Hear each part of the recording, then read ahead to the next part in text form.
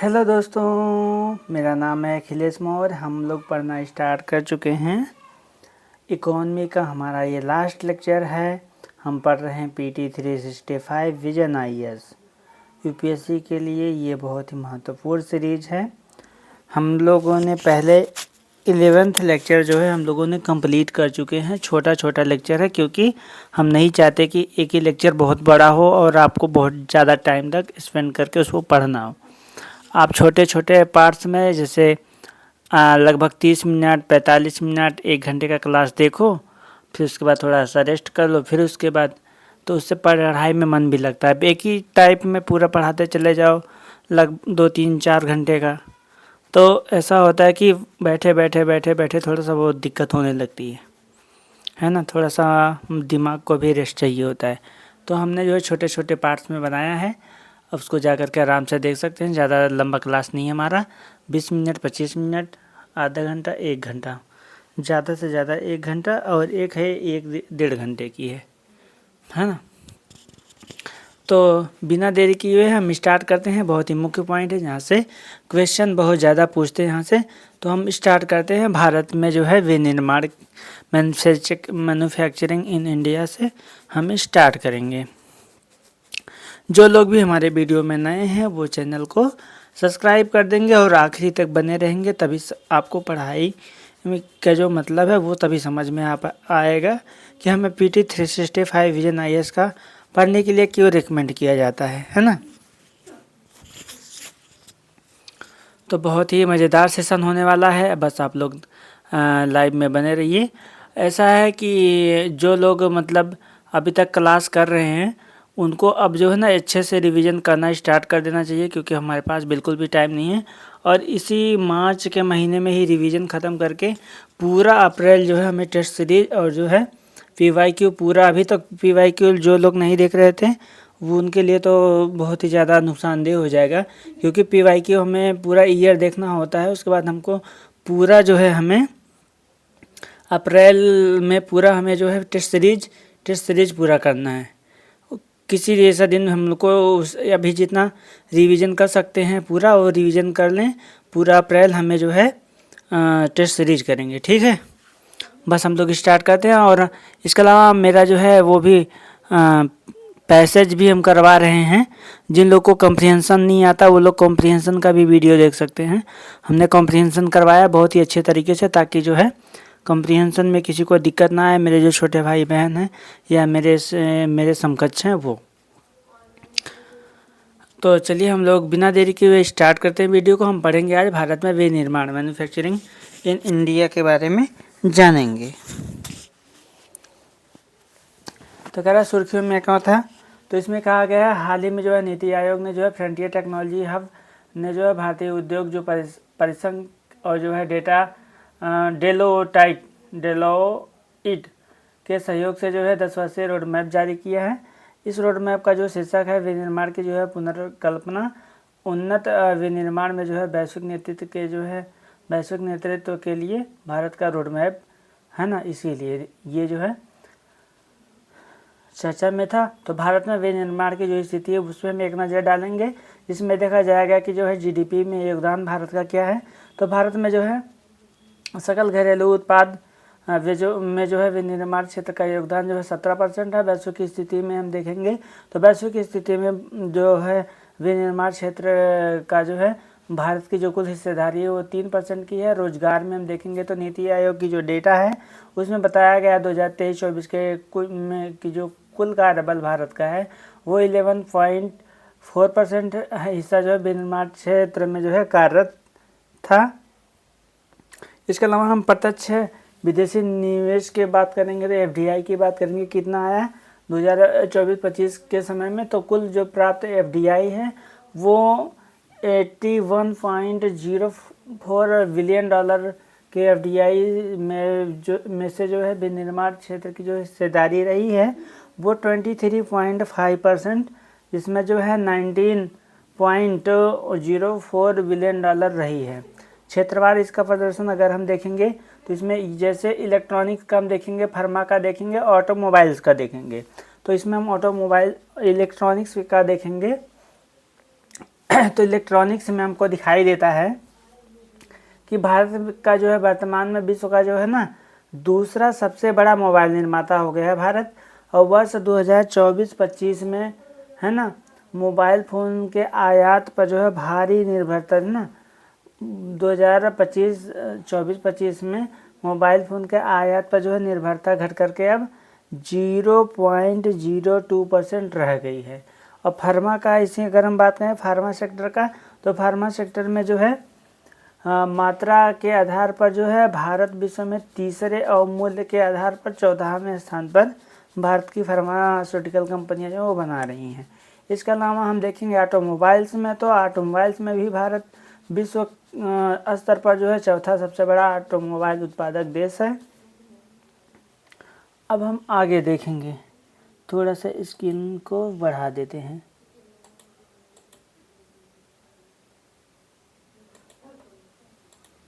है ना, हम देखेंगे भारत का सेमीकंडक्टर इकोसिस्टम, जिसमें अभी हम लोगों ने प्रधानमंत्री का जो है लाल किले की प्राचीर से सुना था भाषण। उसमें उन्होंने 75,000 करोड़ का जो है बात किया था कि जो हम उसमें इन्वेस्ट करेंगे।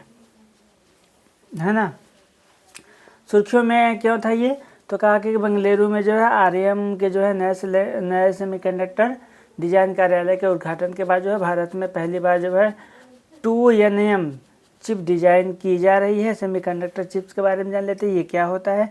तो सेमीकंडक्टर चिप जो होते हैं उसके बारे में हम देखेंगे। तो सेमीकंडक्टर जो है ना पदार्थों का उपयोग माइक्रोचिप बनाने में किया जाता है, जो मतलब सूचना को संग्रहित, संसाधित और जो है संप्रेषित करते हैं। प्रत्येक चिप में जो है लाखों सूक्ष्म जो है स्तरित स्विच होते हैं, जिन्हें जो है ट्रांजिस्टर के द्वारा, जिसमें ट्रांजिस्टर कहा जाता है, जो है क्या करते हैं विद्युत संकेतों को उसी तरह नियंत्रित करते हैं जैसे जो मस्तिष्क की जो है कोशिकाएं संदेशों को नियंत्रित करती हैं। यानी कि जैसे दिमाग हमारा काम करता है वैसे ही ये काम करती हैं। है ना, जैसे हमारे दिमाग की जो कोशिकाएं हैं, नली हैं, सारा कुछ मैनेज करके उसको सिस्टम को सारे कुछ ऑब्जर्व करती हैं, वैसे ये करता है। तो वैश्विक सेमीकंडक्टर उद्योग में के जो है वर्ष 2030 तक जो है $1 ट्रिलियन अमेरिकी डॉलर तक पहुंचने का अनुमान था, जिसमें का है ना यह उद्योग जो है मुख्य रूप से ताइवान, दक्षिण कोरिया, जापान, चीन और अमेरिका द्वारा नियंत्रित है। ताइवान विश्व के जो है 60% से अधिक सेमीकंडक्टर और जो है लगभग 90% अत्याधुनिक चिप्स का जो उत्पादन करता है। इसके अलावा हम देखेंगे भारत में सेमीकंडक्टर उद्योग के लिए चल रहे प्रमुख जो पहले हैं, जैसे कह रहा है कि India semiconductor mission, semiconductor fabs योजना, डिस्प्ले फैब्स योजना, कंपाउंड सेमीकंडक्टर एवं जो है ATMP है ना योजना। इसके अलावा डिजाइन लिंक्स इनिशिएटिव योजना। तो ये सारे योजनाएं चल रही हैं, जिसमें हम देखेंगे पहले सेमीकंडक्टर मिशन है ना। इसमें कह रहा 2021 में निम्नलिखित योजनाओं सहित जो है शुरू किया गया था, जिसमें सेमीकंडक्टर फैब्स योजना की बात कहते हैं। तो उसमें सेमीकंडक्टर फैब्स योजना में जो है 28 nm या जो है उससे अधिक उन्नत तकनीकी वाली जो है फैब्रिकेशन इकाइयों की स्थापना को जो है लक्षित करती है। साथ ही यह जो है भारत में सेमीकंडक्टर वेफर 5 यूनिट स्थापित करने हेतु जो है 50% तक वित्तीय सहायता प्रदान करती है। डिस्प्ले फैब योजना की बात कहती है, तो इसमें कहा जाता है कि यह भारत में डिस्प्ले फैब्रिकेशन यूनिट स्थापित करने के लिए परियोजना लागत का जो है 50% तक की जो है वित्तीय है ना सहायता प्रदान करता है। और जो है AMO, LED और जो है CLCD डिस्प्ले जैसी जो है प्रतियोगियों को शामिल करता है।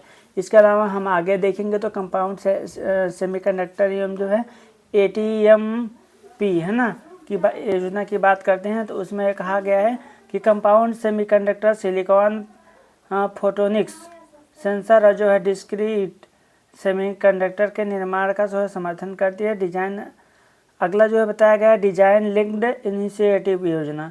इसमें कहा गया है यह जो है डिजाइन स्टार्टअप्स और जो है MSME जो सेक्टर हमारा को प्रोत्साहित करेगी और जो है प्रति कंपनी जो है ना प्रति कंपनी जो है 15 करोड़ तक की जो है प्रोत्साहन राशि प्रदान करेगी। इसके अलावा हम आगे देखेंगे सेमिकॉन इंडिया। यह जो है विश्व भर में आयोजित किए गए जो है 8 प्रमुख सिलिकॉन प्रदर्शन में से एक है, जो वैश्विक सेमीकंडक्टर डिजाइन और जो है विनिर्माण पैटर्न के जो है शीर्ष विशेषज्ञों पर आधारित अधिकारियों को जो है एक मंच पर जो है लाता है ना। हम देखेंगे सेमिकॉन इंडिया 2025 जो इसमें जो चौथा संस्करण था को जो है इंडिया सेमीकंडक्टर मिशन ने जो है सेमी के साथ जो है साझेदारी में आयोजित किया। इस सम्मेलन का जो है थीम था अगली सेमीकंडक्टर महाशक्ति का निर्माण था। इसके अलावा हम देखेंगे कौशल एवं प्रतिभा विकास कार्यक्रम, जिसमें जो है AICTE है ना VLSI पाठ्यक्रम है ना को जो है उद्योग की जो है आवश्यकता अनुसार अद्यतन किया गया था। इसके अलावा हम देखेंगे skill man power advance research and training है ना, इसका लैब और कालीकट में ये इसके बारे में बात करेंगे। तो इसका उद्देश्य जो है 1 लाख इंजीनियर को जो है प्रशिक्षित करना और टिप्स टू स्टार्टअप्स की बात कह रहा है कि उनको टिप्स देंगे और स्टार्टअप्स के बारे में बात करेंगे। तो इसमें कहा जा रहा है इसे जो है वेरी लार्ज स्केल इंटीग्रेशन और जो है एम्बेडेड सिस्टम डिजाइन क्षेत्र में जो है विशेषता प्राप्त संसाधन विकसित करने के लिए इसे शुरू किया गया है और डिजाइन तथा जो है संसाधन विकास के प्रोत्साहन की बात करता है। तो इसमें जो है विक्रम 32 बिट प्रोसेसर है और भारत का पहला पूर्णतः जो है स्वदेशी रूप से विकसित 32 बिट माइक्रो प्रोसेसर है, जिसे जो है लॉन्च व्हीकल रॉकेट जैसी जो है कठोर परिस्थितियों में उपयोग के लिए प्रमाणित किया गया है। अगला हमारा टॉपिक आ गया है इलेक्ट्रॉनिक घटक विनिर्माण योजना है ना। इसमें देखेंगे तो ये सुर्खियों में क्या होता है, तो केंद्रीय इलेक्ट्रॉनिक्स और सूचना प्रौद्योगिकी मंत्रालय ने है ना इलेक्ट्रॉनिक घटक विनिर्माण योजना को जो है अधिसूचित किया था। तो इसमें क्या कहा गया था इलेक्ट्रॉनिक घटक विनिर्माण के बारे में, तो मंत्रालय इसमें जो है केंद्रीय इकोसिस्टम और सूचना प्रौद्योगिकी मंत्रालय। उद्देश्य इसका था इलेक्ट्रॉनिक जो घटक हैं कि जो है विनिर्माण के लिए जो है एवं जो है उनको अनुकूल माहौल बना करके भारतीय जो इलेक्ट्रॉनिक्स उद्योग है उसको मजबूत करना है ना। इसके अलावा ग्लोब वैल्यू चेन के साथ जो है एकीकृत किया जाएगा इसको, और जो है जो घरेलू एवं जो विदेशी स्रोत से जो है निवेशक इसमें जो है तब आकर्षित होने लगेंगे, आने लगेंगे। इसके अलावा हम अगला देखेंगे निम्नलिखित जो सेगमेंट पर जो है अधिक बल दिया जाएगा। जैसे कई सेगमेंट इसमें दिए गए हैं, एक है sub assembly bare component, selected bare component, आपूर्ति श्रृंखला इकोसिस्टम और जो है पूंजीगत निर्माण है ना। अलग अलग सेगमेंट के लिए जो है प्रस्तावित राजकोषीय प्रोत्साहन के प्रकार भी दिए गए हैं, जैसे टर्नओवर के आधार पर है ना, और कैपेक्स या जो है पूंजीगत व्यय के आधार पर है। तो ये सारी चीज़ें देख लेना। हाइब्रिड प्रोत्साहन है, इसमें कहा गया है कि जैसे उद्योग की ज़रूरतों के आधार पर चुनिंदा जो वेयर कंपोनेंट के लिए उस पर योजनावधि है, जिस भी कहा गया है टर्नओवर आधारित जो प्रोत्साहन 6 वर्षों के लिए, जिसमें शुरुआती 1 वर्ष का जो है गेस्टन पीरियड होगा। इसके अलावा ना निवेश है या व्यवसाय की शुरुआत से लेकर के लाभ रिटर्न मिलने में जो है लगने का जो समय शामिल होगा वो इसमें होगा। इसके अलावा कैपेक्स प्रोत्साहन देखेंगे 5 वर्ष के तक होगा। पात्रता इसमें जो है इस योजना के तहत जो है पात्र सेगमेंट में जो है ग्रीन फील्ड और ब्राउन फील्ड दोनों प्रकार की परियोजनाओं में जो है निवेशक अनुमति दी गई है। इसके अलावा हम देखेंगे इसका अगला पॉइंट कार्यान्वयन जो एजेंसी होगी उसके बारे में बात करेंगे। तो इस योजना को जो है मिट्टी द्वारा जो है नोडल एजेंसी के माध्यम है ना से क्रियान्वित किया जाएगा। यह नोडल एजेंसी जो है परियोजना प्रबंधन एजेंसी की जो है भूमिका निभाएगी। अगला हम देखेंगे पॉइंट खनिज है। खनिज मतलब मिनरल्स, खान एवं खनिज विकास एवं विनियमन संशोधन अधिनियम 2025 की बात करता है।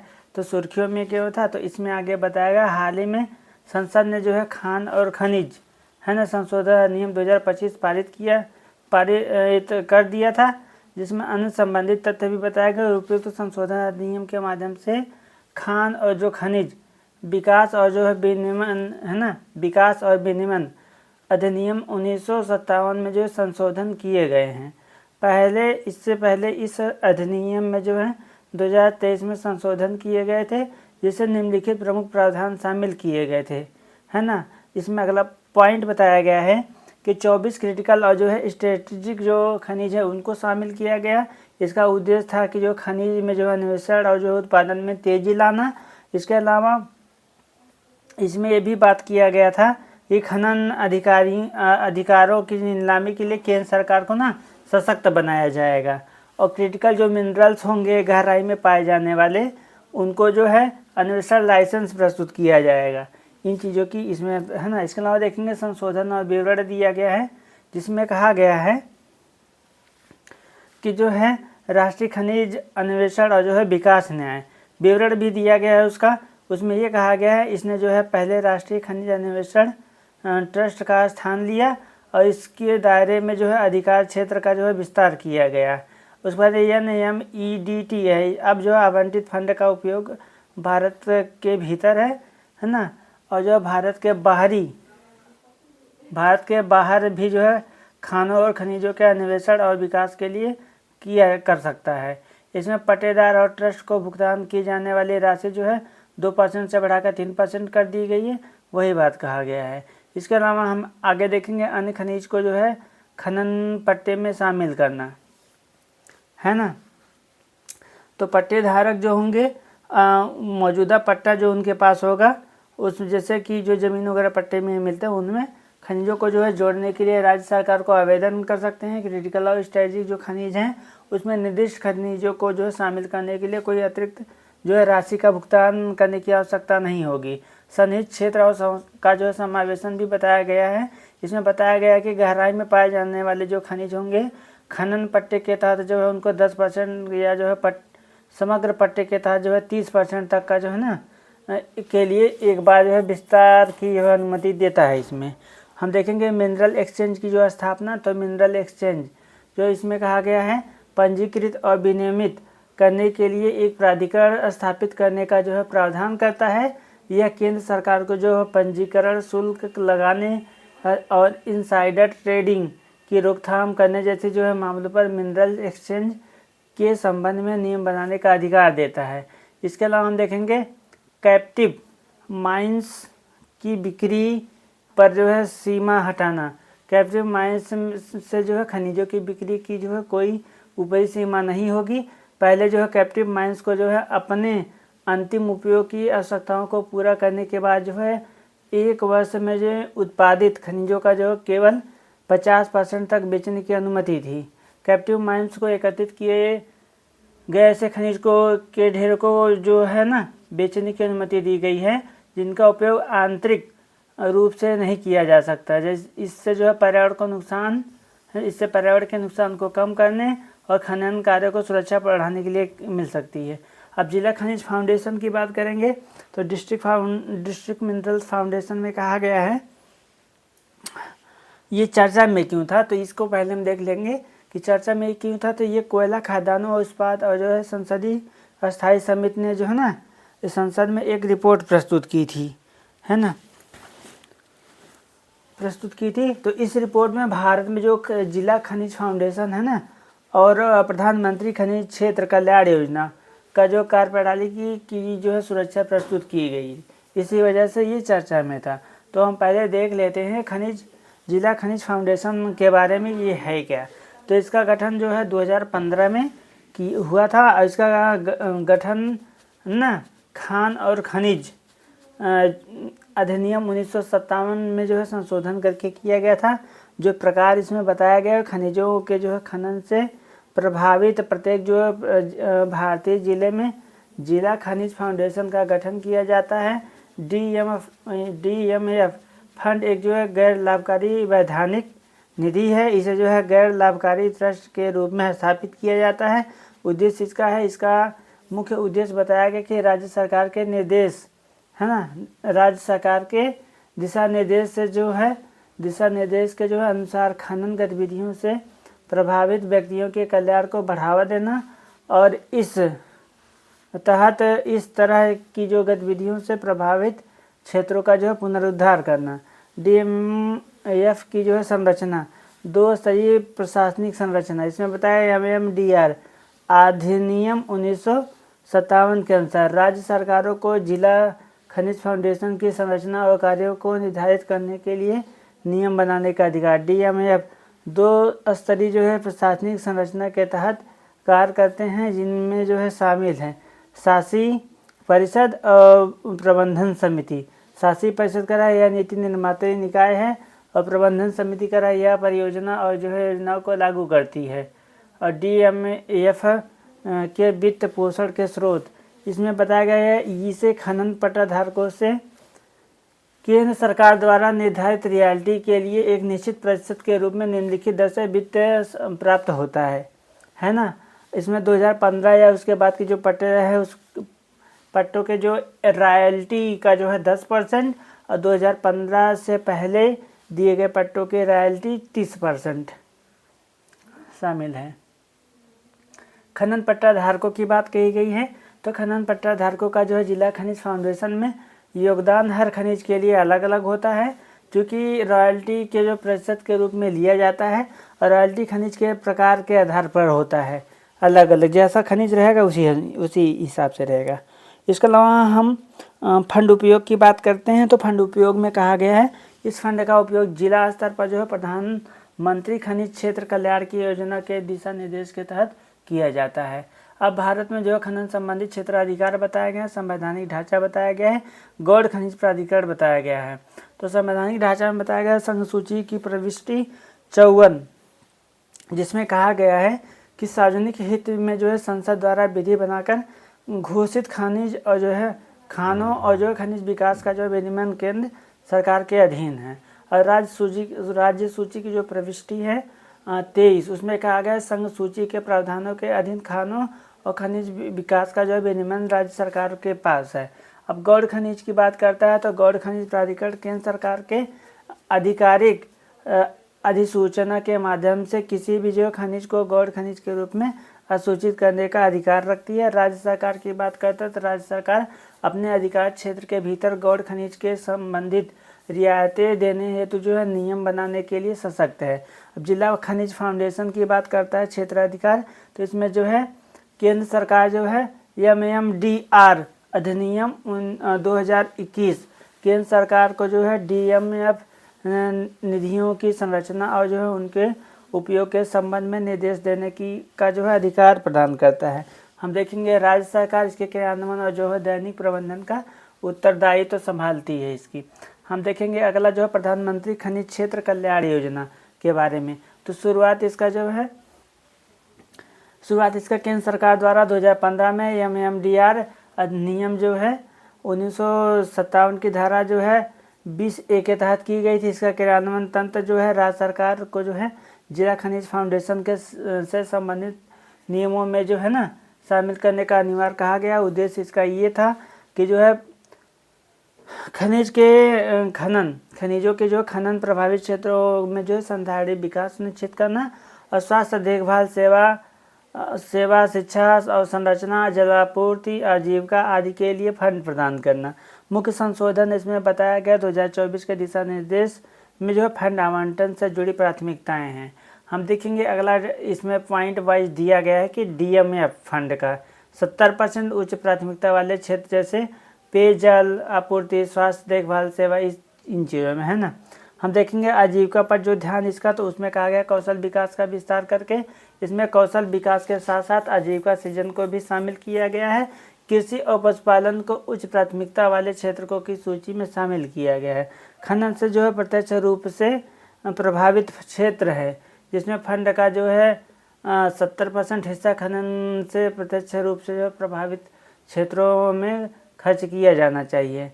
एंडोमेंट फंड इसमें कहा गया है खनन कार्य समाप्त होने के बाद उन क्षेत्रों में आजीविका को बनाए रखने के लिए वार्षिक DMF प्राप्तियों का जो है 10% अलग रखा जाएगा।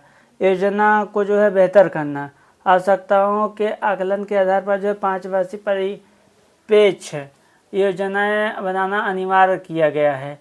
हम देखेंगे अगला जो है अपतटीय क्षेत्रों में परमाणु खनिजों के संचालन अधिकार नियम है ना, सुर्खियों में क्यों था।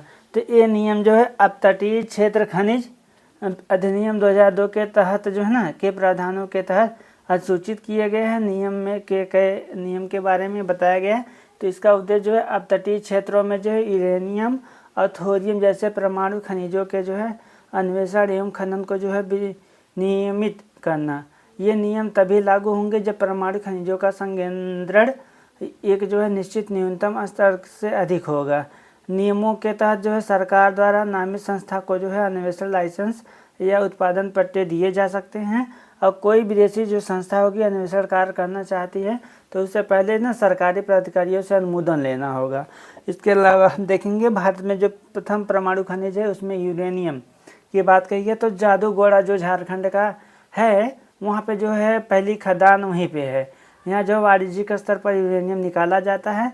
अन्य महत्वपूर्ण जो खदान है उसमें लांबापुर पेड्डागट्टू आंध्र प्रदेश का है।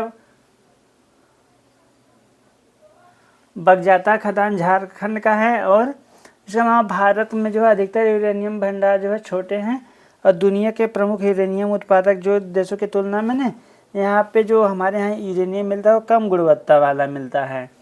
और थोरियम का बात करते हैं तो थोरियम जो है भारत में यूरेनियम का भंडार तो सीमित है लेकिन थोरियम का भंडार हमारे यहाँ बहुत ज़्यादा है।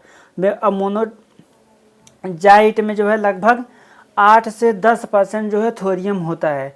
केरल और उड़ीसा के समुद्र तटों की रेत में जो है मोनाजाइट के जो है समृद्ध भंडार पाए जाते हैं, है ना। और एल्युमिनियम और कॉपर की बात करते हैं तो एल्युमिनियम और कॉपर में बताया गया हाल ही में जो केंद्र सरकार ने एल्युमिनियम और कॉपर विजन डॉक्यूमेंट्स जारी किए हैं। तो इसीलिए ये खबर जो है सुर्खियों में बना हुआ था। तांबा और एल्युमिनियम का जो उत्पादन है उसके बारे में हम बात करेंगे तो एल्युमिनियम और बॉक्साइट, है ना, जिसमें कहा गया बॉक्साइट एल्युमिनियम का प्राथमिक अयस्क होता है। एल्युमिनियम जो है पृथ्वी की प्रॉपर्टी में जो है सबसे प्रचुर मात्रा में पाई जाने वाली धातु भी होती है। और यह जो है अपने जो है कम घनत्व, उत्कृष्ट विद्युत तापीय चालकता और जो है अपनी स्व मरम्मत करने वाली जो है ऑक्साइड परत के कारण प्राकृतिक संक्षारण, है ना, प्रतिरोध के लिए जानी जाती है। भारत की बात करें तो भंडार जो है करें इसमें भारत में बॉक्साइट का सबसे जो है अधिक 41% भंडार उड़ीसा में है और छत्तीसगढ़ और आंध्र प्रदेश में है। उसके बाद उड़ीसा में जो है भारत का जो है 73% बॉक्साइट उत्पादन होता है। विश्व में जो है चीन एल्युमिनियम का सबसे बड़ा उत्पादक है और विश्व का जो है 58% एल्युमिनियम उत्पादन करता है चाइना। इसके बाद ऑस्ट्रेलिया है, उसके बाद ब्राज़ील, उसके बाद भारत है। भारत का स्थान जो है चौथे स्थान पे है। तांबा का बात करें तो तांबा जो है एक नरम अधातवर्ध और जो है तन्य धातु है। इसमें जो है लेकिन विद्युत ताप इसमें बहुत तेज रहता है ना, उच्च तापीय और विद्युत चालकता इसमें होती है। भारत में इसका जो भंडार है, भारत में जो है तांबे का सबसे अधिक 52% भंडार राजस्थान में है, 52%। इसके अलावा बाद जो है मध्य प्रदेश और झारखंड का स्थान आता है। उत्पादन जो है बताई गई है 2022-23 में जो है मध्य प्रदेश तांबे का ना सबसे बड़ा उत्पादक राज्य जो है देश का जो 57% था। इसके बाद राजस्थान 43% का स्थान था। जो भारत की प्रमुख खदानें हैं उसमें हम बात करेंगे सिंहभूमि तांबा बेल्ट झारखंड का है, खेतड़ी तांबा बेल्ट राजस्थान का है, बालाघाट जिला मध्य प्रदेश का वहाँ पे भी है, ठीक है। इसके बाद हम देखेंगे विश्व का जो है विश्व में सबसे ज़्यादा कौन है आगे, तो विश्व में जो है चिली के पास तांबे का सबसे बड़ा भंडार है 19%, है ना। और इसके बाद जो है पेरू और जो ऑस्ट्रेलिया के पास 10% का भंडार स्थान है, जबकि ना चिली सबसे बड़ा जो है उत्पादक है, उत्पादन सबसे ज़्यादा करता है। और इसके बाद जो है डेमोक्रेटिक रिपब्लिक ऑफ कॉन्गो है ना, पेरू और जो है चीन का स्थान आता है। अब हम देखेंगे पोटास और हैलाइट खनन बॉक्स।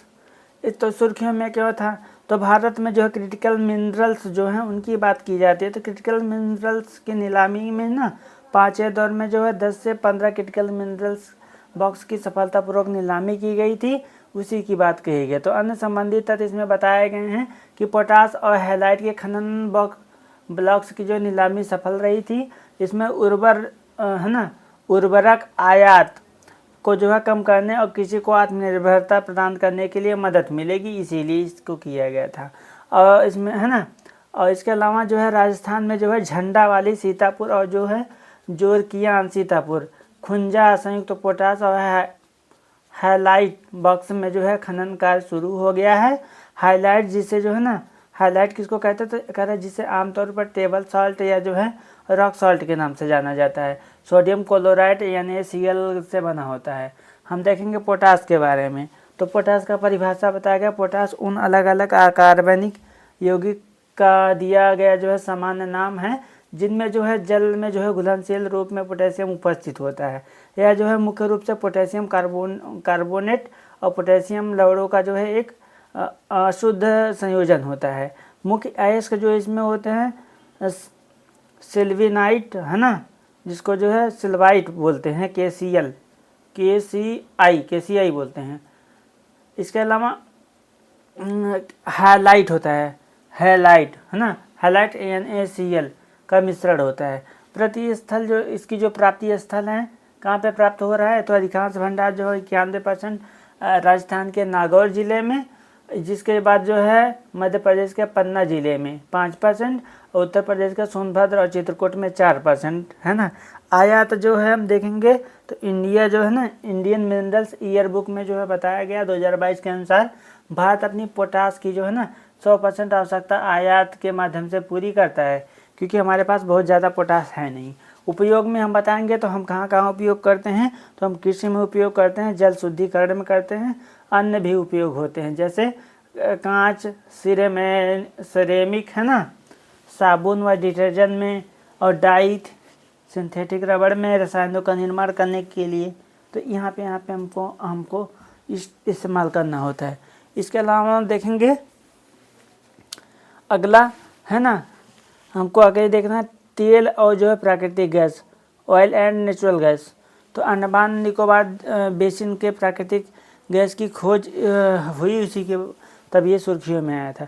तो पेट्रोलियम एवं प्राकृतिक गैस मंत्रालय ने जो है ना भारत का अंडमान निकोबार द्वीप समूह पूर्वी तट पर जो है तटरेखा में जो है 17 किलोमीटर दूर श्री विजयपुरम में 2 कुएं के प्राकृतिक गैस खोजी गई है वहाँ पे, है ना।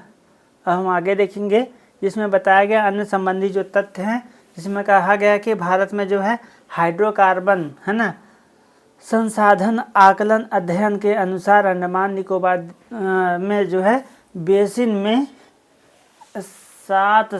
371 मिलियन मैट्रिक टन ऑयल है ना इसमें है ना मौजूद है। तो भूगर्भिक रूप से जो है अंडमान निकोबार द्वीप समूह में अंडमान में कह बंगाल अकरान तलछट प्रणाली का जो है हिस्सा है। इसमें कह रहा है कि इससे पहले भी पास के क्षेत्र जैसे जो है उत्तरी सुमात्रा में इंडोनेशिया की तरफ पड़ता है ये है ना, और इरावदी मागुर्दई म्यांमार में गैस की खोज की जा चुकी है। यह खोज भारत के जो है 2030 तक जो है गैस पर है ना गैस आधारित अर्थव्यवस्था बनने और जो है प्राथमिक ऊर्जा मिश्रण में प्राकृतिक गैस की हिस्सेदारी बढ़ा करके 15% करने का जो है दृष्टिकोण से महत्वपूर्ण है। वर्तमान में भारत का जो प्राकृतिक गैस उत्पादन इसकी मांग का केवल जो है 50% ही पूरा करता है। शेष मांग आयात के माध्यम से पूरी की जाती है। कतर, अमेरिका और संयुक्त अरब अमीरात भारत के जो है तरलीकृत है ना प्राकृतिक गैस आयात के प्रमुख स्रोत है। रूस के पास दुनिया का सबसे बड़ा प्रमाणित प्राकृतिक गैस भंडार है, जिसके बाद ईरान और कतर का स्थान आता है। ठीक है, भारत में प्राकृतिक गैस के जो अनुमानित भंडार है उसको बताया गया अन्य हैं। 1 आंध्र प्रदेश में 6, असम में 15, गुजरात में 5, राजस्थान में 6, तमिलनाडु में 3 और त्रिपुरा में 3, पश्चिम बंगाल 4 और मध्य प्रदेश में 2। इसी तरीके से है। हम आगे देखेंगे प्राकृतिक गैस पाइपलाइन टैरिफ विनियम है ना। तो सुर्खियों में क्या था, तो इसमें बताया गया है, एक सेकेंड, अब सुर्खियों में क्या था तो ये हम देखेंगे। तो इसमें कहा कि पेट्रोलियम और प्राकृतिक गैस विनियामक की बोर्ड है ना ने जो है प्राकृतिक गैस पाइपलाइन टैरिफ विनियम जो 2025 के दूसरे संशोधन की मंजूरी दे दी है। और मुख्य सुधार इसमें बताया टैरिफ जोन्स का जो है सरलीकरण, जिससे जो है एकीकृत टैरिफ जोन्स की संख्या को जो है 3 से 2 घटा करके 2 कर दिया। इस करने की जो सिफारिश की गई है ताकि परिवहन प्रणाली को जो है सरल बनाया जा सके। पाइपलाइन विकास रिजर्व एक जो है सतत इंफ्रा मॉडल है। यह जो है पाइपलाइन कंपनियों से जो है 75% उपयोग बेंचमार्क से अधिक की कमाई का जो उपयोग करके एक पाइपलाइन विकास रिजर्व गठित करता है ना।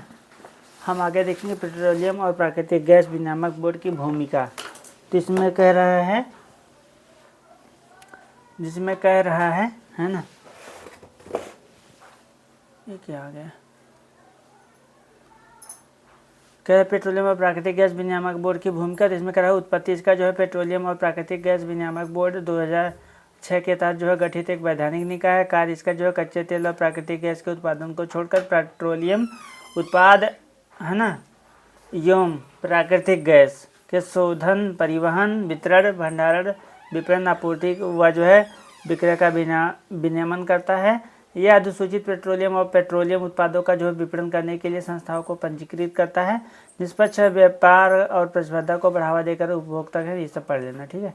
हम आगे देखेंगे कोयला क्षेत्रक।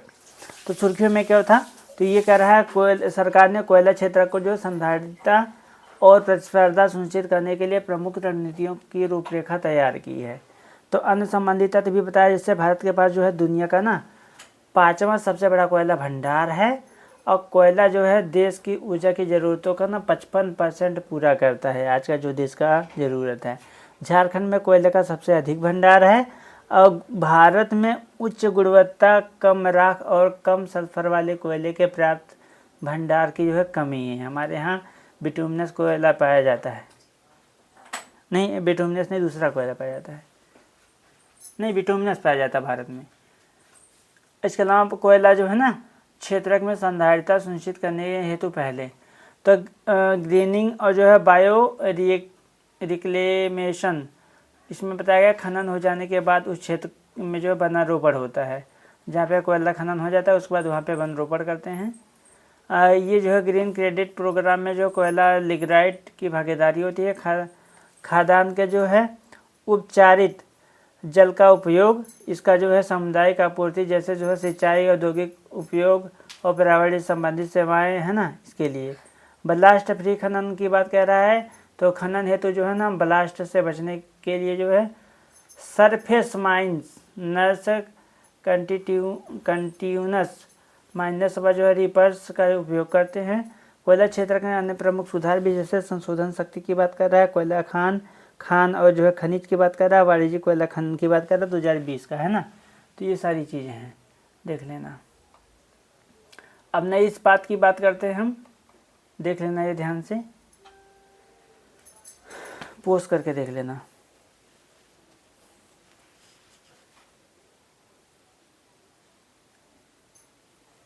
हम अब देखेंगे नई इस्पात। इसमें कह रहा है कि केंद्रीय इस्पात मंत्रालय ने संशोधित जो है घरेलू स्तर पर जो है विनिर्मित लोहे और इस्पात उत्पाद के लिए नीति 2025 को अधिसूचित किया गया। इसके बारे में दिया गया भारत कच्चे इस्पात का जो है विश्व का दूसरा सबसे बड़ा उत्पादक है, चीन सबसे बड़ा है। भारत स्पंज आयरन और डायरेक्ट रिड्यूस आयरन का सबसे बड़ा उत्पादक है। भारत में निम्न श्रेणी का जो है कोयला और लोहा पाया जाता है। इसके उपयोग से कुल ऊर्जा खपत और उत्सर्जन में वृद्धि होती है।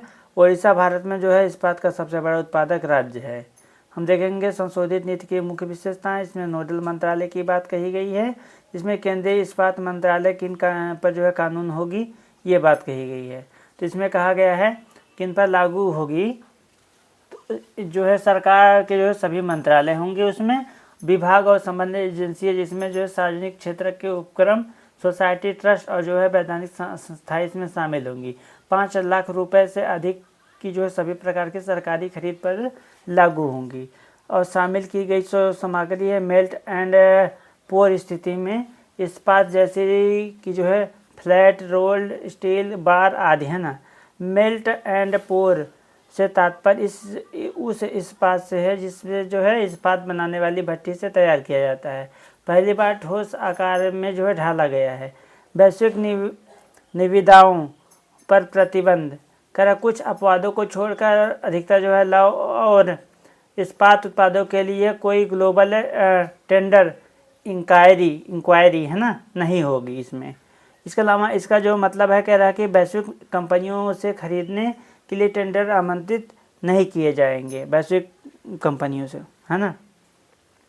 कह रहा देश में जो है मूल्य संवर्धन की पर जोर, है ना, मतलब जो हमारा जोर है वो देश में जो है इसका मूल्य संवर्धन किया जाए, मतलब भट्टियों और जो है रोलिंग मिल्स जैसे जो पूंजीगत वस्तुओं में ना देश में कम से कम 50% मूल्य संवर्धन करने का जो है लक्ष्य रखा गया है। इसके अलावा रिसिप लोकल क्लॉज की बात की गई है, जिसमें कहा गया है कि उन देशों के आपूर्तिकर्ताओं पर प्रतिबंध लगता है जो भारतीय कंपनियों को अपनी सरकारी संस्थाओं द्वारा इस्पात खरीद में जो है ना तब तक रोक लगाते हैं। हालांकि केंद्रीय इस्पात मंत्रालय कुछ मामलों में इसकी जो है अनुमति दे सकता है। अब हम देखेंगे प्रधानमंत्री मेगा एकीकृत वस्त्र क्षेत्र और जो है परिधान, है ना, योजना। इस सुर्खियों में क्यों था, तो हाल ही में जो है प्रधानमंत्री ने जो है मध्य प्रदेश की धार जिले में पीएम मित्र पार्क की जो आधारशिला रखी थी, उसी के परिप्रेक्ष्य में है पीएम मित्र योजना के बारे में उसमें। तो इसका शुभारंभ वस्त्र मंत्रालय द्वारा जो है 2021-22 में से जो है 2017 से 28 की अवधि के लिए और 4,445 करोड़ रुपए की कुल लागत से इस योजना की शुरुआत की गई थी। उद्देश्य इसका था कि इसका उद्देश्य विश्व स्तरीय अवसंरचना और जो है सुविधाओं के साथ बड़े पैमाने पर वस्त्र विनिर्माण केंद्रों की स्थापना करना। और वर्ष 2023 में भारत में जो है 7 स्थलों की पहचान की गई थी। इन पार्कों में जो है एक ही स्थान पर कताई, बुनाई, प्रसंस्करण, परिधान निर्माण, वस्त्र निर्माण तथा प्रसंस्करण एवं मुद्रण, मशीनरी उद्योग सहित वस्त्र उद्योग, है ना, इन सारी चीज़ों का जो है सुविधा प्रदान करने की बात कही गई। दृष्टिकोण इसमें 5F था। 5F मतलब फाइबर, फैक्ट्री, फैशन, फॉरेन, है ना, ये सारा कुछ था। फार्म लगभग जो है 70,000 करोड़ रुपए का ना निवेश को आकर्षित करना था। लगभग 20 लाख प्रत्यक्ष और अप्रत्यक्ष रोजगार सृजित करने का लक्ष्य था। और स्पर्शी और बाधा मुक्त जो है भूखंड कम से कम 1,000 एकड़ उपलब्ध होना चाहिए इसके लिए। और वस्त्र एवं औद्योगिक नीति अनुकूल होनी चाहिए और वस्त्र क्षेत्र में जो है पारंपरिक क्षमता मजबूत उपस्थिति में होनी चाहिए। इसकी संरचना और क्रियान्वयन की बात की गई है। प्रत्येक मित्र पार्क को जो है विशेष प्रयोजन वाहन के तहत विकसित किया जाएगा कह रहे हैं, और जिसमें जो केंद्र सरकार का हिस्सा जो है 49% रहेगा और बाकी 51% राज्य को देना होगा। सार्वजनिक निजी भागीदारी भी रहेगी, है ना, PPP के तहत। इसके अलावा हम देखेंगे वित्तीय प्रोत्साहन एवं सहायता का, है ना। इसमें कह रहा है ग्रीनफील्ड परियोजनाओं के लिए प्रति पार्क जो है 800 करोड़ रुपए जो है ब्राउन फील्ड परियोजना के लिए प्रति पार्क जो है 500 करोड़ रुपए दिया जाएगा, है ना। इसके अलावा आम जो परिसंपत्तियों के रख रखाव और जो है धारिता के लिए राजस्व उत्पन्न करने में जो सहायता हेतु क्षेत्रफल का एक छोटा हिस्सा लगभग 10% तक का जो वाणिज्यिक विकास के लिए अनुमत होगा, है ना। आप देखेंगे भारतीय वस्त्र एवं परिधान क्षेत्र का अवलोकन स्थिति इसमें कहा गया है। वस्त्र निर्माण क्षमता के मामले में जो भारत चीन के बाद दूसरा सबसे बड़ा देश है। भारत वैश्विक व्यापार में जो है 3.91% हिस्सेदारी के साथ छठा सबसे बड़ा निर्यातक है। अर्थव्यवस्था में योगदान की बात करें जो है सकल घरेलू उत्पाद में लगभग जो है 2.3%, औद्योगिक उत्पादन में 13% और निर्यात में जो है 12%, है ना। 2023-24 में 34.4 अरब अमेरिकी डॉलर का योगदान करता है। रोजगार की बात कहा गया है तो रोजगार में जो है यह किसी के बाद रोजगार सृजन करने वाला दूसरा सबसे बड़ा क्षेत्र है कि इसमें जो है 4.5 करोड़ से अधिक लोग जो है प्रत्यक्ष रूप से कार्यरत हैं। इसमें बड़ी संख्या में महिलाएं और ग्रामीण आबादी शामिल है। समावेशी प्रकृति में इसका बताया गया है। इसकी जो है लगभग 80% क्षमता जो है MSME सेक्टरों में MSME क्लस्टरों में फैली हुई है। अन्य महत्वपूर्ण घटनाएं बताइए जैसे सनराइज सेक्टर है ना, ये सारी चीज़ें हैं, देख लेना इसको।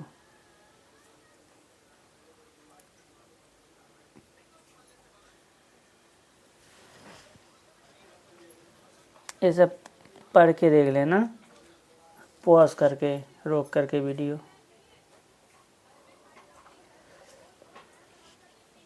ठीक है, अब हमारा हो गया ख़त्म, इकोनॉमी हमारा आज ख़त्म हो गया। आप सभी जो भी लोग हमारे हैं चाहने वाले और हमारे चैनल पे जो भी हमारे भाई बहन नए हैं वो हमारे चैनल को ज़्यादा से ज़्यादा शेयर कर देंगे, ताकि ज़्यादा से ज़्यादा लोग वीडियो को देख सकें, उनको भी फ़ायदा मिल सके और हमारे भी मदद करें आप लोग लाइक करके और वीडियो को शेयर करके। और कमेंट ज़रूर करिए कि मतलब आपको समझ में आया कि नहीं आया। आज हमारा इकोनॉमी का सेशन समाप्त हुआ। धन्यवाद आप सभी को। जय हिंद।